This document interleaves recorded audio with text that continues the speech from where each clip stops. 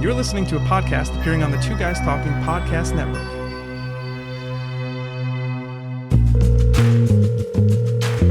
Hello?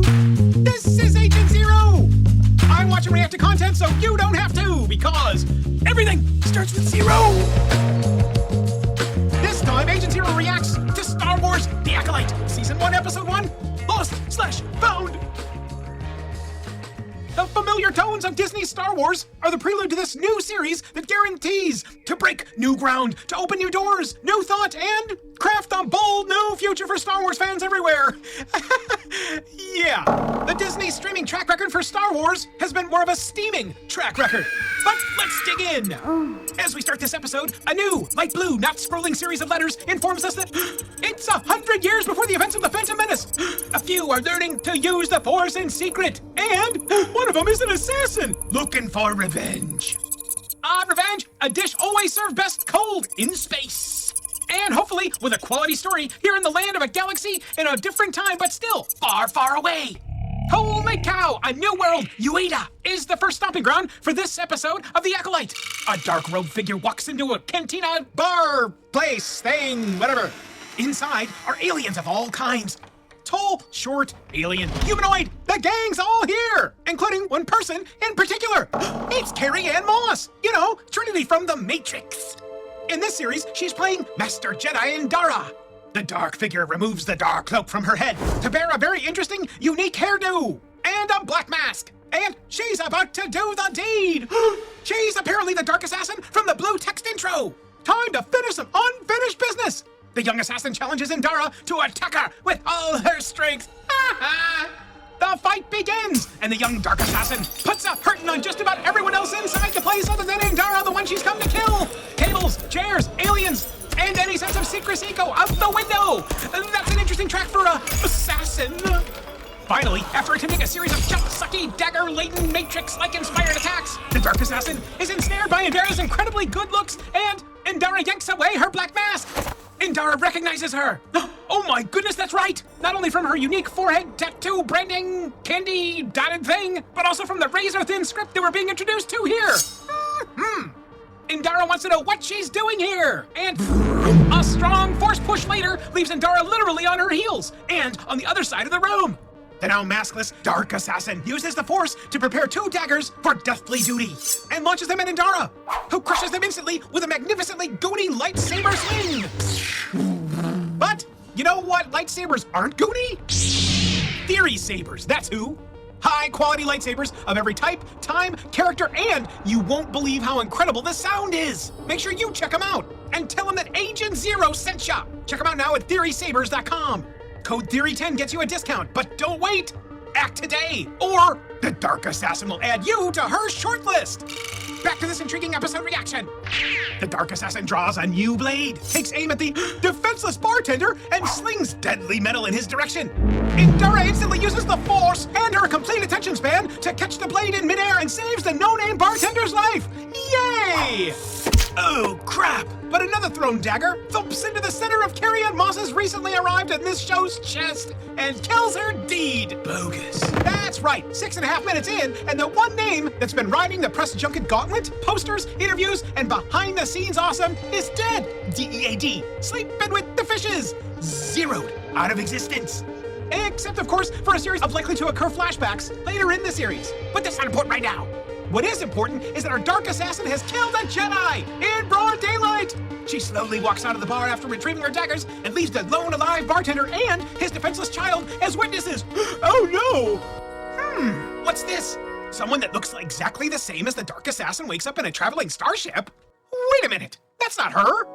It's some other 20-something young black lady talking to Pip, her merchandising opportunity robot friend. A wandering coworker aboard the ship wonders where the waking woman was last night. We don't know. Time for a shield generator repair outside in space. That looks more like putting out a campfire to us. I guess the $180 million budget didn't include a space roasting fire element inside of Adobe After Effects. Speaking of After Effects, Osha, this young black lady, with hair that's exactly like the other dark assassin lady, is having some kind of memory moment. She hears children screaming. She hears fire! Fire! Fire! Just then, Osha also spies a Jedi shuttlecraft arriving. Hey, Hey, it's Jedi Master Yord and his Padawan, Tazi. And they're looking for Osha, who is also a former Jedi Padawan? Interesting. The two of them are on their way down to level 23 after a short mind-controlling session, and all is not well. Tazi starts in with a series of probing questions, and Osha gives us the details of her resignation from the Jedi Order, and also mentions that her Jedi training skills were not transferable, and holy cow! It appears that her mothers, her sister, and all the people in her village were killed in a fire! A fire! Yikes! Then the other magnetic shoe drops. They're here to take Osha into custody because she killed Indara last night. Osha's corner doors open and suddenly it's the bartender. He shows up aboard the ship, walks into her quarters, and points her out as the murderer? Huh? Where the hell was he riding in the two-person shuttlecraft? Worse yet, where's Osha gonna ride inside the two-person shuttlecraft on the way back? Worse yet, where's the bartender going to ride? Worse to the fourth power, where the hell is or who is tending to the bartender's kid? Never mind all that. We'll shove her on this robot-operated generic prison ship transport. What could possibly go wrong? Meanwhile, back on Coruscant, the only planet we recognize inside of this entire episode so far, a new, young class of Jedi is being schooled by Jedi Master Sol. Jedi Master Sol is not nearly as big and bright as the sun, but easily as impactful inside this series. Jedi Master Sol is quick to remind all the students that the Force is a power that all of us must respect. I wonder if the showrunners and writers will get the memo. Later on, a green-skinned woman in Jedi robes, Vernestra, walks into the classroom after grocery store waving the doors open with the Force. And she and Sol have a short conversation. The topic? Indara's violent death by Jedi Master Sol's former Padawan, Osha? Huh? Jedi Master Sol info dumps details about how Osha was saved on her home planet of Brandok. That Osha saw the Jedi as protectors and she couldn't have possibly wanted to kill Indara and insists that there must be some mistake. Oh, we're sure that there's mistakes that are going to be made, and we're going to detail them all inside this episode of the reaction to Star Wars The Acolyte from Disney+. Jedi Master Sol will be involved in the investigation, and as Vernestra leaves the classroom, we're transported across to the traveling prison ship shuttlecraft, where it's a droids-only crew. Again, what could possibly go wrong here? Great Qui-Gon Jinn in the morning! There's a lot of editing work that goes into each and every episode of Agent Zero Reacts. If you're looking for great audio and/or video editing, make sure you check out the trained, seasoned professionals over at Editor Core. Editor Core have thousands of hours of podcast editing done over the last 20 years. Whether you're looking to grow your podcast editing portfolio, or just need to dish off the audio or video editing so that you can capture more content, it's time to make your podcast soar with Editor Core. That's editorcore.com. Editorcore.com. Tell them Agent Zero sent ya. Back to this intriguing episode reaction. Another convict on the prison transport ship asks if Osha wants in on the breakout attempt that they're going to commit soon. In fact, it's right now. Osha's not interested. But before you know it, all the droids have been done away with some sort of computer hacking droid thing, whatever, not important. And all the prisoners are bailing out on escape pods because they'll get really far in those. Duh! Osha is now the sole living being trapped on the pilotless ship. And hey, look! It's instantly a cluster of inconveniently but appropriately placed asteroids, just like the game from the late 1970s, but in 3D! Doom approaches quickly, and Osha decides that it's time to strap on a series of waywardly tied cargo straps and ride the ship down to the planet below! With the ship coming out of hyperspace and traveling several thousand miles an hour and plummeting uncontrollably through the planet's atmosphere, everything's going to be just fine! No, it's not! The ship careens into the frozen tundra of planet Karlak, and we have no idea what became of Osha, yet.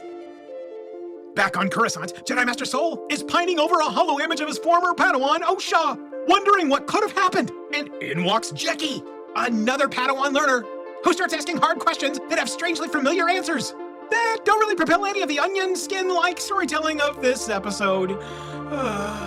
Hey, look over there! Somehow they've already found the last escaping ship prisoner who took the last escape pod. Somehow. And he's back on Coruscant. Already. Wow. That's super cool. Where's Osha? How about her body? Her whereabouts? Any photos? Any intel from droids that have been sent there? I mean, like, you've already got the guy back. What happened? If they were close enough to get the escapee back and already talking to him, why haven't they already found out what happened to Osha? Huh? Jedi Master Sol is sure that Osha is alive and heads Karlakward.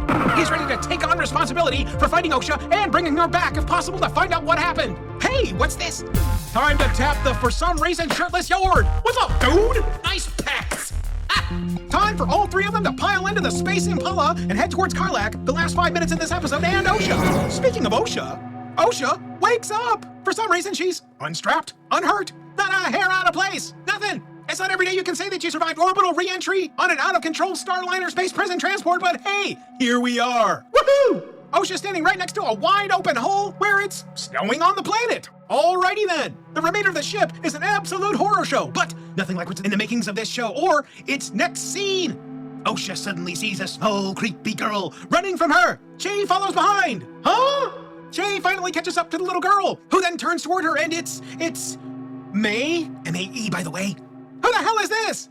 Well, it's her sister. Oh, but it's not her sister. It's a vision. Yeah, it's a vision. Well, that are a poor plot device used inside this episode of Star Wars, The Acolyte. Not quite right. The snow fades, and now OSHA's back on planet Brendock? Huh? Her home planet?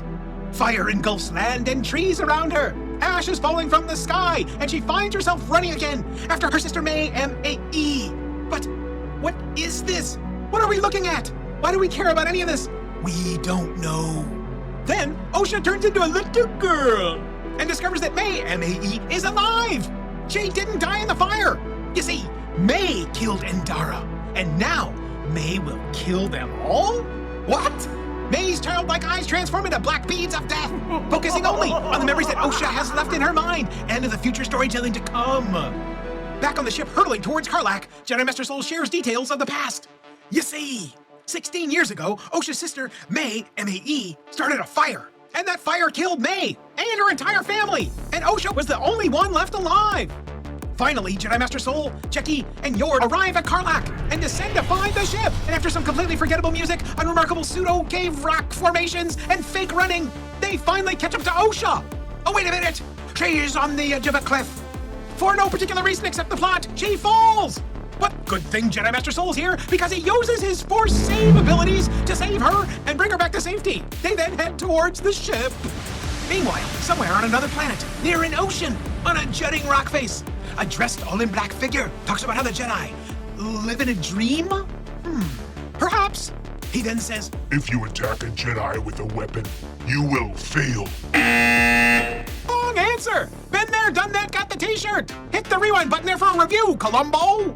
Steel or laser are no threat to them.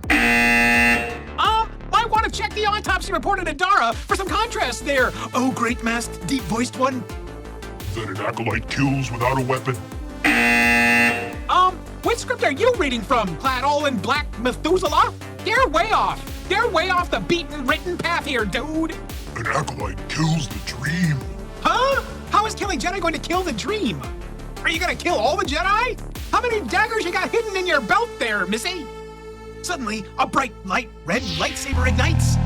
And into the almost 6 minutes of credits inside this short 43-minute episode, we go!